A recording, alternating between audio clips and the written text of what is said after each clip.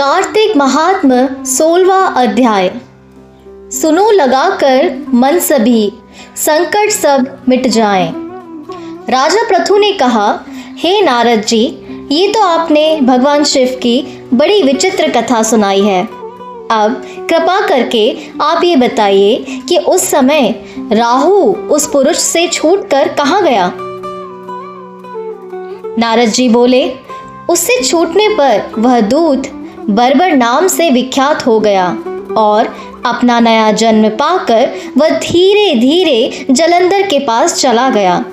वहां जाकर उसने शंकर की सब चेष्टा कही। उसे सुनकर दैत्यराज ने सब दैत्यों को सेना द्वारा आज्ञा दी। शुंभ निशुंभ आदि सभी महाबली दैत्य तैयार होने लगे। एक से एक महाबली दैत्य करोड़ों करोड़ों की संख्या में निकलकर युद्ध के लिए जुट पड़े। महाप्रतापी सिंधु पुत्र शिवाजी से युद्ध करने के लिए निकल पड़ा। आकाश में मेघ छा गए और बहुत अपशकुन होने लगे। शुक्राचार्य और कटे सिर वाला राहु सामने आ गए। उसी समय जलंधर का मुकुट खिसक गया, परंतु वह नहीं रुका। उधर इंद्रादि सभी देवताओं ने कैलाश पर शिवजी के पास पहुंचकर सब वृतांत सुनाया और यह भी कहा कि आपने जलंधर से युद्ध करने के लिए भगवान विष्णु को भेजा था। वह उसके वशवर्ती हो गए हैं और विष्णु जी लक्ष्मी सहित जलंधर के अधीन हो उनके घर में निवास करते हैं। अब देवताओं को भी वही रहना पड़ता है। अब वह बलि सागर पुत्र आपसे युद्ध करने आ रहा है, अतएव आप उसे मारकर हम सबकी रक्षा कीजिए। यह सुनकर शंकर जी ने विष्णु जी को बुलाकर पूछा, हे ऋषिकेश, युद्ध में आपने जलंधर का संहार क्यों नहीं किया और बैकुंठ छोड़ आप उसके घर में कैसे चले गए। यह सुनकर विष्णु जी ने हाथ जोड़कर नम्रता पूर्वक भगवान शंकर से कहा, उसे आपका अंशी और लक्ष्मी का भ्राता होने के कारण ही मैंने नहीं मारा है। यह बड़ा वीर और देवताओं से अज्ञेय है। इसी पर मुग्ध होकर मैं उसके घर में निवास करने लगा हूँ। विष्णु जी के इन वचनों को सुनकर शंकर जी हंस पड़े और उन्होंने कहा, हे विष्णु, आप क्या कहते हैं? मैं उस दैत्य जलंधर को अवश्य मारूंगा। जब शंकर जी ने ऐसा कहा तो सब देवता संदेह रहित होकर अपने स्थान को चले गए। इसी समय पराक्रमी जलंधर अपनी विशाल सेना के साथ पर्वत के समीप आ कैलाश को घोर संहार करने लगा। दैत्यों के नाद और कोलाहल को सुनकर शिवजी ने नंदी आदि गणों को उससे युद्ध करने की आज्ञा प्रदान की। कैलाश के समीप भीषण युद्ध होने लगा। दैत्य अनेकों प्रकार के अस्त्र शस्त्र बरसाने लगे। भेरी, मृदंग, शंख और वीरों तथा हाथी, घोड़ों और रथों के शब्दों से शाब्दित हो पृथ्वी कांपने लगी। युद्ध में कटकर मरे हुए हाथी, घोड़े और पैदलों का पहाड़ लग गया। रक्त मांस का कीचड़ उत्पन्न हो गया। दैत्यों के आचार्य शुक्र जी अपनी मृत संजीवनी विद्या से सब दैत्यों को जलाने लगे। यह देखकर शिवजी के गण व्याकुल हो गए और उनके पास जाकर सारा वृतांत सुनाया। उसे सुनकर भगवान रुद्र के क्रोध की सीमा ना रही। फिर तो उस समय उनके मुख से एक बड़ी भयंकर कृत्या उत्पन्न हुई, जिसकी दोनों जंघाएं ताल वृक्ष के समान थी।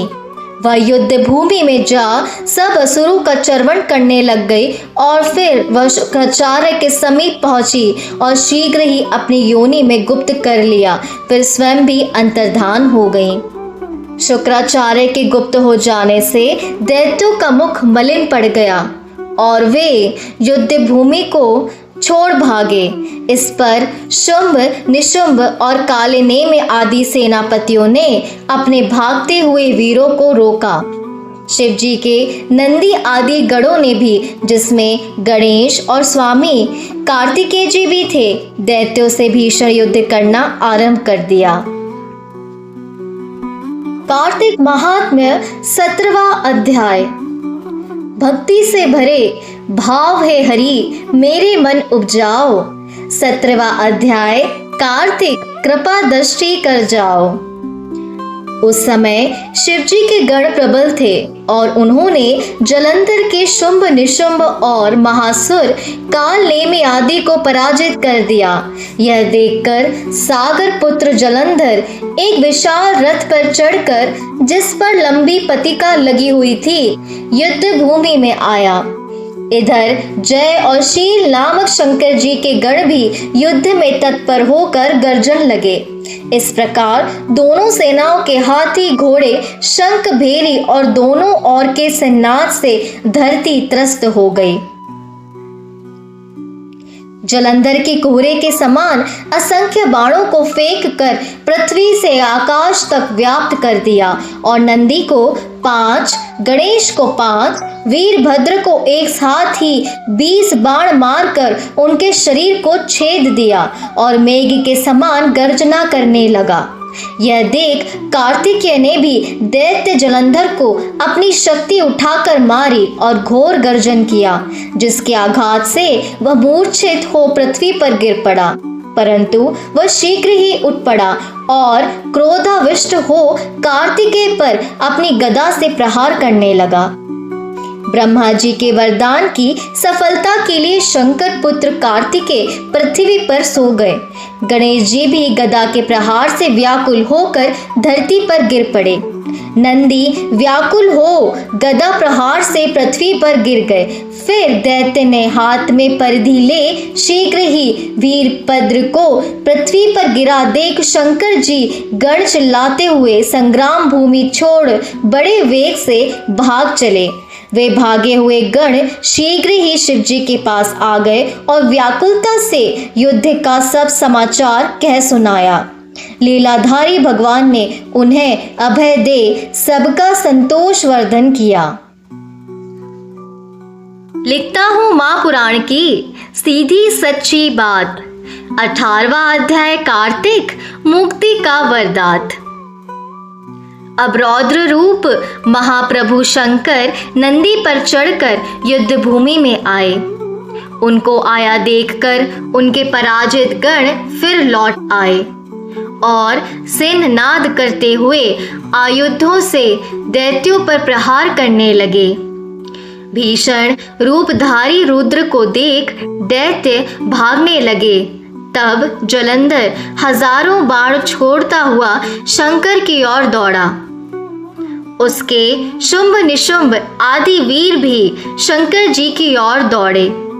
इतने में शंकर जी ने जलंधर के सब बाण जालों को काट अपने अन्य बाणों की आंधी से दैत्यों को अपने फरसे से मार डाला। खड़गोरमा नामक दैत्य को अपने फरसे से मार डाला और बलाहक का भी सिर काट दिया। धसमर भी मारा गया और शिवगण चिशी ने प्रचंड नामक दैत्य का सिर काट डाला। किसी को शिवजी के बैल ने मारा और कई उनके बाणों द्वारा मारे गए। यह देख जलंधर अपने शुभादि दैत्यों को धिक्कारने लगा और भयभीतों को धैर्य देने लगा, पर किसी प्रकार भी उसके भयग्रस्त दैत्य युद्ध को न आते थे। जब दैत्य सेना पलायन आरंभ कर दिया, तब महाक्रुद्ध जलंधर ने शिवजी को ललकारा और 70 बाण मारकर शिवजी को दग्ध कर दिया। शिवजी उसके बाणों को काटते रहे, यहाँ तक कि उन्होंने जलंधर की ध्वजा, छत्र और धनुष को काट दिया। फिर 7 बाण से उसके शरीर में भी तीव्र आघात पहुंचाया। धनुष के कट जाने से जलंधर ने गदा उठाई। शिवजी जी ने उसकी गदा के टुकड़े किए, पर तब उसने समझा कि शंकर मुझसे अधिक बलवान है। अतएव उसने गंधर्व माया उत्पन्न कर दी और अनेक गंधर्व अप्सराओं के गण पैदा हो गए। वीणा और मृदंग आदि बाजों के साथ नृत्य व गाना होने लगा। इससे अपने गणों सहित रुद्र भी मोहित हो एकाग्र हो गए। उन्होंने युद्ध बंद कर दिया। फिर तो काम मोहित जलंधर बड़ी शीघ्रता से शंकर का रूप धारण कर वृषभ पर बैठकर पार्वती के पास पहुंचा। उधर जब पार्वती ने अपने पति को आता देखा तो अपनी सखियों का साथ छोड़ दिया और आगे आई। उन्हें देख कामातुर जलंधर का वीरपात हो गया और उसके पवन से वह जड़ भी हो गया। गौरी ने उसे दानव समझा। वह अंतर्धान हो उत्तर की मानस पर चली गई।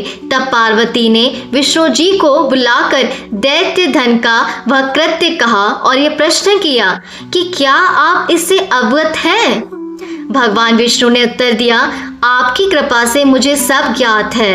हे माता, आप जो भी आज्ञा करेंगी मैं उसका पालन करूंगा।